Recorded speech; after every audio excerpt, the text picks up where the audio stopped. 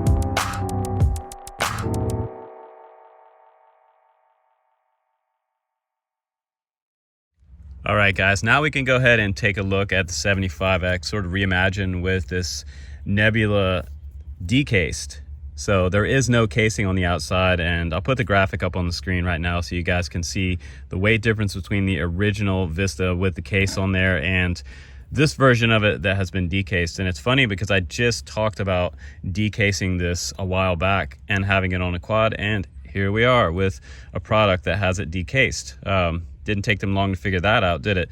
But the cool thing is that we have the 75mm frame on here, and these are fairly cheap to replace if you needed to buy a new frame or if you broke it. But honestly, I've never broken one of these frames. This quad is 54 grams and extremely lightweight, but 2 to 3S battery. I have a few sitting over here. That's the ones that I'm going to recommend. I'm testing out right now HGLRC's Kratos batteries, and these are doing exceptionally well. This is a 3S, is 11.1 volt on the resting charge. You'll get up to 12.6 on the full charge, and it is not an HV version. So I'm not sure if this can accept an HV battery, but all the ones that I have here are non-HV batteries. I also have the AWLAYS series that I'm testing out. These are also doing extremely well. So I'll try to put the links down below for these. And my all-time favorite is the Tattoo 3S 450 on this type of power system. This is the 1103 8000 kV motors here, and Gym Fan 2020 40mm props. And these are the 4-blade. You can also get 3-blade version of this, I believe. On the bottom, we have a carbon plate, and it does look to be around a 2mm carbon plate. It's got bracing up inside here. With the flight controller, we've got an F4 Betaflight F4 AIO with 12 amp ESCs, as well as my TBS Nano receiver right here. Just got it coming out the back. We've got the XT30 here, and there's a capacitor right underneath this heat shrink. So it's kind of cool. They incorporated that. We also have two 3M sticky plates right here. And that's going to keep your 450 size battery on there quite snug, and the battery strap's working quite well for a 450 size. You could probably even accommodate something like a 550 on here. We have 2 bolts going through holding each motor on, so they have lightened it up a little bit by only doing 2 bolts on each motor, and it looks like they're Phillips head bolts. So these are not your traditional Allen wrench type hex bolts. So that's kind of cool, and those are usually going to be metric, so keep that in mind if you need to pick up a set of drivers if you're brand new to it. But we also have our USB port on the very bottom right here, and it's a little bit hard to get to because the power cable, you kind of have to push it down like this, and it helps if you have an extended style tooth on your USB cable. So Android cable, and it has to be a data cable to work, obviously. But I think that the canopy is cool as well, because we do have the X-Night style canopy with the Nebula there, and you can get from about straight ahead shot to about 45 degrees angle worth of tilt on there. So plenty of tilt if you want to do freestyle. Now let's talk about the freestyle aspect. I think that it does freestyle extremely well. I think that's really what's so fun about this, and why I think it's so great is that it's awesome to have something so small running like 700 milliwatts. I can go a mile or more out there on this quad and just really send it out there. At, you know, under 100 grams is kind of insane. And I flew all the way down that path. I'll put up some of that video now. We flew all the way down that path, and we were able to make it through even the thickest tree canopy through there. It did break up on me, but I turned off the focus mode, and I was able to make it through and out the other end of that tree tunnel without just completely losing it. 5.8 would have never made it through there all the way. I probably would have just kind of hazed out and lost my video totally, even running a pretty high milliwatt on analog. So the biggest difference between analog, you guys know, looks like VHS, old VHS tape, and the new DJI digital just kind of looks like 1080p, especially if you put on, make sure you turn on 50 megabit, and that's going to make it look even better. So really nice resolution on this camera series now. But you know, the Nebula is hit or miss with some people. Some of you guys like it, some of you guys don't, but I think the combo that they have going here is just really, really good. And again, you got plug and play motors, so if you lose a motor, the 1103s are pretty cheap to replace.